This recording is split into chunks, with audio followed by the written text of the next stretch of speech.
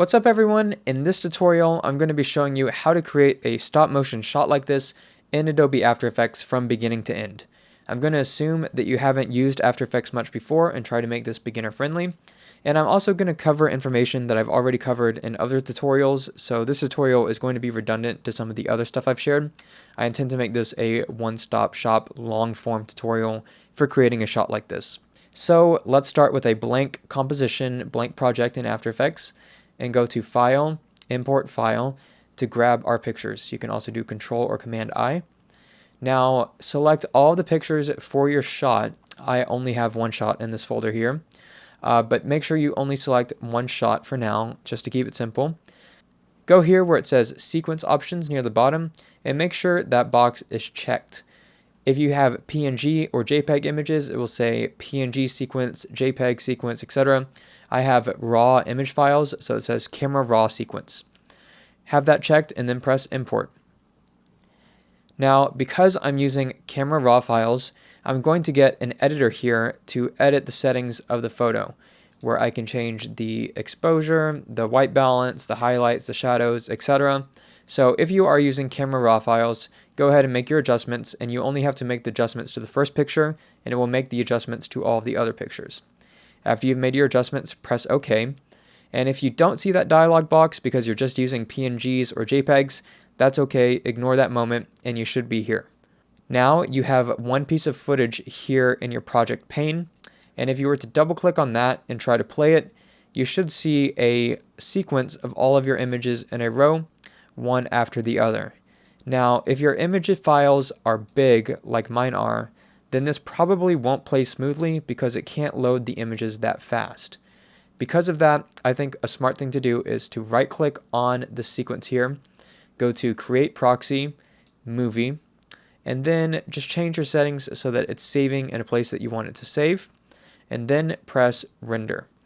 And what this is going to do is it's going to render a version of the sequence as an AVI file so that you can work with that file instead of the original sequence of pictures.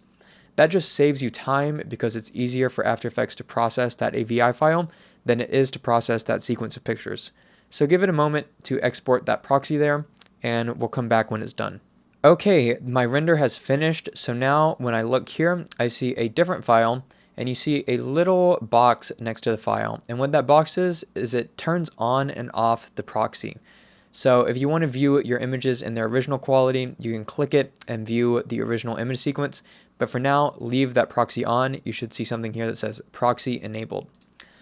Go ahead and double click on the composition here that it created whenever you created the proxy. And go ahead and press play in here by pressing the space bar. And you should be able to scrub through and see your images here playing in a row. So you can see my animation here, it's playing very fast. And I'll take this moment to note that the end of my animation has my Megatron figure removed from the shot. And the reason for that is if you recall in the original video, it looks like he's flying and floating. I needed to take a picture of him not being there so that I could erase the stand he is on and then have a clean background. So that's why in my sequence you see at the end that there is nothing there for a moment, and that's why it looks flashy like this. And we'll get to that effect of removing the base later on in the video. But for now, the next step I want to do is retime this animation because right now it's moving too fast. So I'm going to pause it and go to Composition, Composition Settings.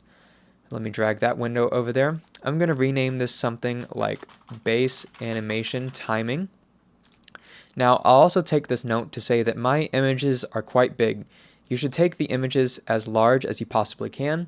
So if you have a powerful DSLR, you can take some very large image files like I have here, 6000 by 4000.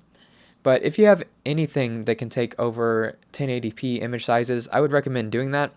And you'll see why here in a moment. But I make my images as big as possible, and for now I'll leave it that way. The frame rate right now is 30 frames per second, and I usually like to change that to 23.976 to give it that film look, which sounds a bit pretentious, but I like that. But for the purposes of this tutorial, I'll just leave it at 30. I'm going to change the duration here to something a bit longer, a bit arbitrary. I'm just going to make it a clean 10 seconds here, and you'll see why in a second. Press OK. And now You can zoom out on your timeline here by using this zoom at the bottom or Alt in your scroll wheel on a Windows. And I want you to right click on this footage and go to Time, Enable Time Remapping. Once you see that, you'll see a couple of keyframes come up. And these keyframes represent the beginning of the video and the end of the video. Now, first thing you can do is go ahead and drag this all the way out to the end of your composition. And if you press play, you'll see it now holds on the end of your composition.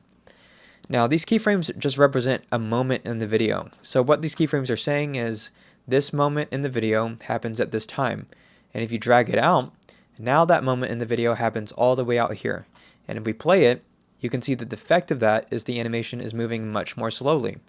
Well, the reason is because you stretched the video out, and so that's the basics of how we are going to retime our animation. So I'm going to undo that. I'm going to go in and put some keyframes down strategically. So in my animation, he's aiming his gun and then he's shooting it. And so what I want to do is put a keyframe down right before he shoots. So somewhere right here, I took some redundant shots so they would be easy for me to find. I'm going to place a keyframe by clicking this diamond here in the left. I'm going to zoom in here to make it more clear what's happening. And so what I want is for him to hold that pose for a little bit longer. So I'm going to press Control C to copy that keyframe. Then I'm going to grab both of these keyframes, move them over, and then press Control V without moving my playhead here so that the keyframe is pasted again. So now you can see the effect of that is he holds that pose much longer. And the reason is because we said that this moment in time happens all the way from here to here. We effectively held that moment in time. We could draw that moment in time out even longer, like that. Now what I want to happen is I want him to move a bit slowly overall, a bit more slowly overall. So it's happening a bit fast right now. I'm going to grab all of the keyframes besides the first one and drag them out a bit, just arbitrary. And at this point, you just kind of eyeball the motion. So you press play, you see how you like the motion. And then if it's moving too fast, you can move your keyframes. If it's moving too slow, you can move them again. So between this moment and this moment, things are happening a little bit too fast. So I'm going to just drag this out a little bit, press play. And I like the timing there a lot more. Now, something with this animation is I animated him kind of pointing his cannon and then also moving his cannon back, but I actually intended for it to play backwards. So to aim the cannon, and then he shoots, and then there's some blowback from the shot right there. So to make that happen, I'm going to right click and go to Time Reverse Layer. Now, these parts of the video are all the way over here, so I'm going to drag them all the way back. We can drag all of this out all the way like that again. It doesn't make a difference, but we want this over here to be over a bit so that we start seeing him. I'm going to set a keyframe down for the last moment that he was on the shot. Drop my keyframe there. I'm going to actually delete this keyframe, and so now we have this. So it starts with him standing there getting ready to aim. He moves, he shoots, and has some recoil. So, boom. I think I want that recoil to move a little bit faster, so I'm going to drag that keyframe in just a little bit. So, aim, shoot. So, I like the timing of that animation. This moment in the tutorial might be the most confusing moment if you're not used to retiming your animation. People often ask me what frames per second am I using, and I don't really have an answer because this is how I time my animation. If the figure is very easy to animate, then it might be close to 30 frames per second or 24 frames per second. But if I just don't like the motion because maybe the figure was not easy to animate, maybe the joints can only move in large increments, things like that, then it might be closer to 15 or even 12 because I just move these keyframes around until the timing of it looks good. So reverse the timing, move the keyframes around, get your footing, and get the timing of your animation right before moving on. But that's the first step that I do when creating a stop motion in After Effects. So once you have your timing down, it's time to do a bit more to the shot. So I'm going to take the base animation timing shot and I'm going to pre-compose it into another composition. So grab this composition, drag it here, and then we have a new composition that contains this old composition. Now, the beauty of pre-composing in After Effects is that you can drop things within a composition, and then in the next composition, it's like you're just working with one video file again. So, for example, if I draw a big rectangle here, and I go to the next video, I don't have control over that rectangle in this composition. It's like it's imprinted on the video. And that's just a helpful way to organize your workflow, to do one thing in one composition and then focus on another thing in another composition. The reason why I pre-composed here is because time remapping doesn't always play well with other effects in After Effects. So I like to pre-compose and then do other effects here and leave the time remapping here so that if I want the shot to go faster or slower, I can just go back here, retime the animation, and then fix all the effects in this layer. So the next thing I'm going to do in this composition is go to Composition, Composition Settings. I'm going to rename this to Visual Effects, VFX, and that's the only change I'm going to make for now. The first thing I'm going to do visual effects wise is erase this stand from the shot. So, like I showed you, I took a picture at the end of this composition where nothing was there so that I would have a base image to show through after I erased the base here. So I'm going to drag this original piece of footage into the composition, and I'm going to go to that moment where there's nothing there.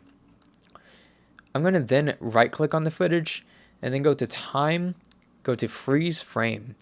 So now what you've done is you've basically just made this layer like an image, and there's nothing to this layer except that one frame that you froze. You could also have just re-imported the one image there if you wanted to. The reason why it's easier to do it this way for raw images is so that the settings you make in the raw image editor hold for this image rather than you having to redo them once you re-import the image. But if you're working with PNGs or JPEGs, it wouldn't make a difference. But what I'm going to do now is drag this layer under this layer, and then I'm just going to go to the first frame here. I'm going to take my pen tool up here, which you can grab by clicking there or pressing G on your keyboard. I'm going to zoom in here to this area, have this layer selected, so make sure you click that layer, and then start drawing in all the space that it's okay to remove. So I'm just going to loosely draw here, zoom out a little bit, and draw all the way around the stand here. And I can be pretty loose here in the shot because there's not much that the stand is actually touching that I want to keep besides that very bottom section of Megatron's crotch area there. So once you close the shape, you should see something like this. By default, the mask leaves something there instead of subtracting something. So you're going to want to click on your layer, press M on your keyboard to bring up the mask. Actually, double click, press MM fast to bring up all of your mask options, and then change Add to Subtract. So now we are subtracting something with that mask. And because we have the layer underneath it where there's nothing there, we have a clean plate underneath that is showing through. So if I turn that layer off, you would see there'd be nothing showing through. But because we have that layer showing through, it's starting to look pretty good already. Now, as you scrub through, there are going to be slight mistakes. You can see right there when he moves a little bit, you can see that some of the stand is being revealed again. So the way to fix that is to just keyframe the mask here so that you can change what's going on. And I'm going to change the mask color here so you can see it a bit better, something like this blue. But we have our mask there. And the first thing I'm going to do is widen the mask a little bit because I think that will help a lot based on what I just saw. And now as we scrub through, we can see that we don't really see anything problematic. But I'm going to show you how to keyframe anyways. Actually, there's a little bit there that I would like to erase. So good, let's keyframe that out. So I'm going to move my playhead one frame at a time by pressing page up and page down. And right here, the mask is looking pretty good. If you turn the mask off with this button, you can just see what it looks like without the mask. So I'm going to press the keyframe on mask path, the stopwatch. That activates your keyframing. I'm going to zoom in here to the timeline to see that I indeed have dropped a keyframe. And then I'm going to go to the next frame in my animation. And I'm just going to start to move the mask around a little bit for each frame. And every time you move the mask around, it drops a new keyframe to represent what the shape of that mask should be at that moment in time. So as I go forward, this frame repeats, so I'm just going to drop that keyframe down again to show that I'm repeating it. going to move the mask a little bit more that way to cover the stand. Move it a little bit. Just nothing changes there. Keep moving, keep moving, keep moving. This is the moment where he's holding and nothing is changing. Keep moving, keep moving, keep moving. I'm going to drop another keyframe there because it doesn't need to change at all in this area. Keep moving. And it looks like he doesn't move that much except right there at that last frame. So I'm going to go to a frame before, drop a keyframe there. Then go to that frame. Make a slight adjustment there. And I think that looks pretty good. So I'm going to zoom out here again. I'm going to turn off the mask view by pressing this toggle mask and shape path visibility. Actually, as I see here, I missed a spot there. So I'm going to go back in, click on it, move the mask over a bit for that moment. Check to see if that needs to be done all the way over here. I'm going to go ahead and change this keyframe to go out that far too. Looks like I missed a bit here too. Looks like I missed a lot because of the mask itself was covering that moment. Looks like I just dragged it poorly, so I'm going to fix that. Okay, now that is looking a bit better. And then to soften the mask, you can go to mask feather, change that value to something like a 4, and that just makes the edge of the mask a bit more soft, which in this case it looks really good because that part of the footage is out of focus anyways. So I'm going to zoom back out here and then play and see how that mask looks. And I think it looks pretty good. This was a very easy shot to remove the rig from. If you have a more complex shot, then your mask would probably be a lot more complex. I purposely made this easy, A, because I'm lazy, and B, because I wanted it to be manageable for this tutorial. But I think that looks pretty good. There's not a lot bad happening at the bottom. I can't see many artifacts. The shadow is soft and it doesn't look bad to me, so I'm happy with that. Now, the next thing that I'm going to do is I'm going to start doing the visual effects for the blast itself.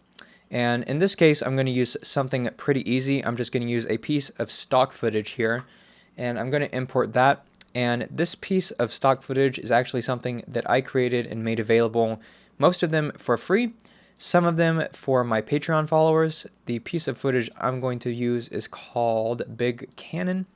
So I'm going to drop in this footage here.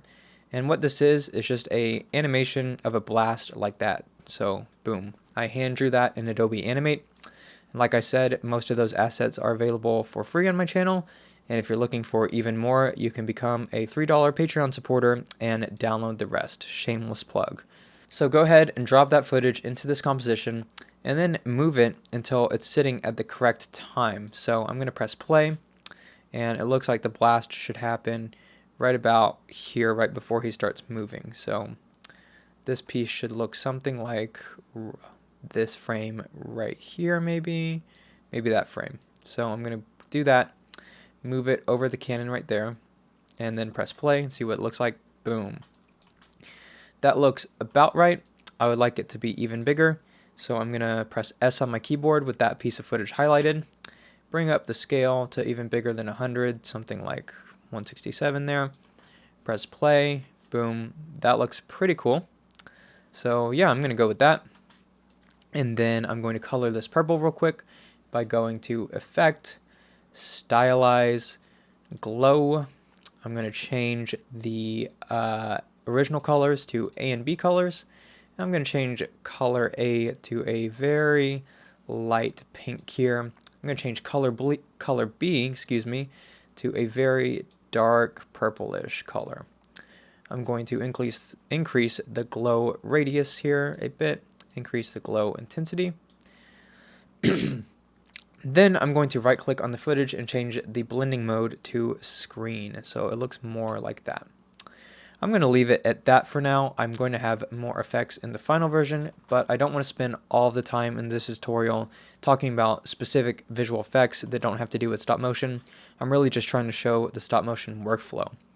So now that we've got that out of the way, we have our stand masked out, and we also have our blast effect added. The last thing to do in my workflow is to add some camera shake.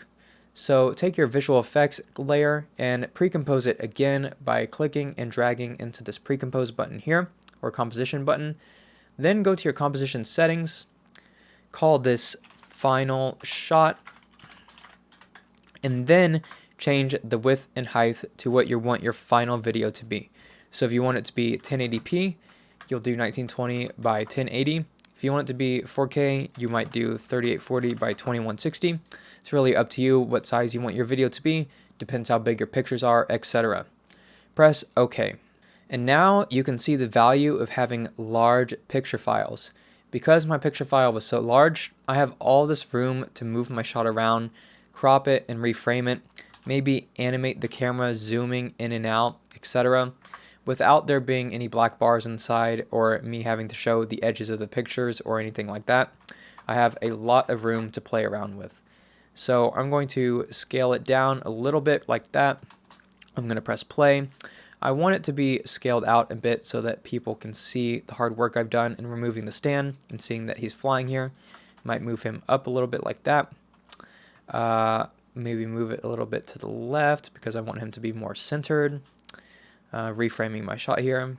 So I like to see that he's flying, but I also want to see the top of that blast a little bit more, so maybe move it up a little bit like this. And that's good for me for now. So the first thing I'm going to do in this composition is I'm going to move the footage a little bit when the blast happens to add some intensity. So I'm going to press P on the keyboard to bring up position here. I'm going to drop a keyframe right before the blast happens. Move a few frames over after it happens and drop a second keyframe, so maybe about right there. Then with your mouse, highlight both keyframes and go to the Wiggler tab. If you don't have the Wiggler tab open, go to Window, Wiggler. But once you have that open, you can now highlight both of these keyframes, go here to the frequency and magnitude settings, change your frequency to something like 15 if you're trying to add some intensity, and your magnitude to maybe something like 25, and then press apply. And what this does is it wiggles the value of the keyframes you've selected this many times per second, so whatever number you type in here, by this magnitude maximum. So I'm going to delete this keyframe here and actually choose a later keyframe because I don't think that lasted long enough. But it's going to change the values of the position here by at most 25. So as I drag this around, you can see these values changing here. So it's going to change it in that way. I actually think this should be bigger than 25, maybe something like 40 I'll try. Press apply. Just keep trying it until you get something you like. And I think that's not bad there. It kind of ends abruptly, but what I'm going to do next will fix that. Next thing you might want to do is turn on motion blur here. Press this motion blur box, and then you'll have motion blur here while the camera is shaking. So now you can see it adds a bit of blur. I'll zoom in here so you can really see that happening. Turn off motion blur, and you can see the difference. So that makes it feel a lot more intense if intensity is what you're going for. So I'm going to play that again. Looks okay. I'm happy with it. The next thing I'm going to do is just add some natural camera shake as if it was a handheld camera. And so, another shameless plug, I have made a camera motion template After Effects project available to you for you to import into your After Effects project, and you will have a camera motion null object in this project. And if you don't know what that means is you'll see when I open this project and then go to the 4K footage, there's a camera motion layer here. And it has a lot of movement data in here. As you can see, it's moving around. And I got this from some actual handheld footage I shot. It's over 30 seconds of handheld footage movement. So just copy that layer into your composition here. I'm going to close that layer now. So that is my camera movement layer. If I change the source name, you can see camera motion. And then I'm going to use this pick whip here and pick whip on to the null object. So now what happens is the entire piece of footage is parented to that layer, and the layer is causing our footage to move around a little bit as if it was being shot by a handheld camera. And so you can see that adds some natural camera motion, and that helps fix the abruptness of the wiggle motion we did earlier. You can also fix the abruptness of these keyframes by just manually moving some of them around. So maybe moving these last ones out a little bit so that the wiggle becomes progressively more slow over time. If you have a very long section of shaky camera, that could be tiresome. But that's one way to do it. Another way to do it without doing it manually is just to highlight them all, hold Alt, and then drag this one out. That will drag them all out and make the entire thing slower. That doesn't fix the abruptness as much as it does just slow the whole thing down. So I'll just do what I just did, which is move them out a bit manually here to make it slow down a little bit at the end. I think that looks a little bit better. And I'm also going to reframe the footage a little bit because you can now see that he's a bit too high up in the frame for my liking. I'm going to press Shift S to also bring up the scale on my keyboard here, and then use the scale to scale this footage down a little bit here, maybe to 68. So now I can constantly see the top of him, and I like that a bit more. Maybe I'm just going to move the entire thing down. Now, because we already have position keyframes, if I move the entire thing down over here, it's just going to go back up over here because we've set those keyframes. But what you can do is you can go on top of one of those keyframes, highlight them all, and then move the footage down. And what this will do is globally adjust all those keyframes. So now we have something that looks like this. And I think that looks pretty good. Something else you can do is drag this null object to the left and right so that you can use different sections of its motion data. If you don't like the way it's kind of wiggling in one moment, you might like the way it's moving in another moment. So just drag that around until you find a moment you like. I think that looks pretty good. I don't have a lot of complaints about that. I still think this motion looks a bit weird. Mostly this keyframe, I think. So I'm going to try to highlight that keyframe. I'm actually just going to delete that keyframe, drag these out a little bit, just to see if I can get some more controlled motion there. I like that. It's not too extreme, but again, the camera is a bit too high up in my opinion. I'm going to scale down again to maybe 66, see what that looks like, make sure that I'm not showing the edges of my footage. And I am showing the edge of my footage there when I scaled down to 66, so I'm going to scale back up to 67, see what that looks like. Looks like I'm still showing the edge of my footage a little bit, and I might as well show you one way to fix that. One way to fix the edge of your footage showing is to click and highlight your layer, go to Effect, Stylize, Motion Tile, click Mirror Edges, and change the output width or height or both to something larger like 120. So I will change both of these to 120.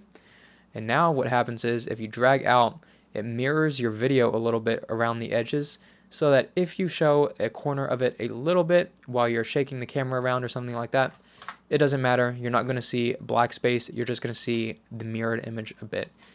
Depending on how your footage looks, it might be distracting. In something like this though, where you just have a flat wall, it looks really good. And so that is really all there is to my After Effects stop motion workflow. The next thing that I would do is I would drag in this final composition into Adobe Premiere, drag in multiple of these compositions for my entire stop motion, order them, and then apply sound effects either in Premiere or Ableton. You can apply sound effects in After Effects if you're just doing one or two shots, but After Effects is not really meant to order your shots. That's what Premiere is for. And you can actually drag these compositions into Premiere if you also have Premiere and just work there without even rendering them. That's what I do, and that is my stop motion workflow from top to bottom basically. There are a few things I didn't cover. Obviously, there are many kinds of visual effects that I do that I didn't do in this video, like distortion and optical flares and glowing eyes and things like that.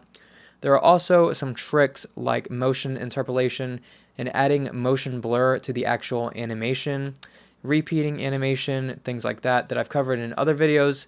I only wanted to make this one so complex though, and I wanted to cover the basics like timing your animation there in the first composition, adding visual effects in a secondary composition, and then finally having a final composition where you can frame the shot, move the camera around, add any finishing touches to the shot, and then dragging those compositions into Premiere and creating your full stop motion animation. So that's my workflow. I hope it was informative and helpful for anyone trying to learn stop motions in After Effects.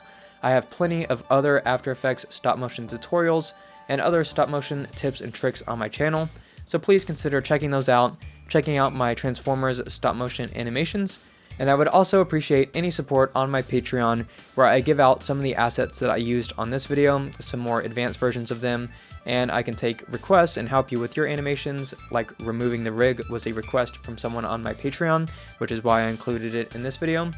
And so yeah, I hope that was helpful, and thanks for watching.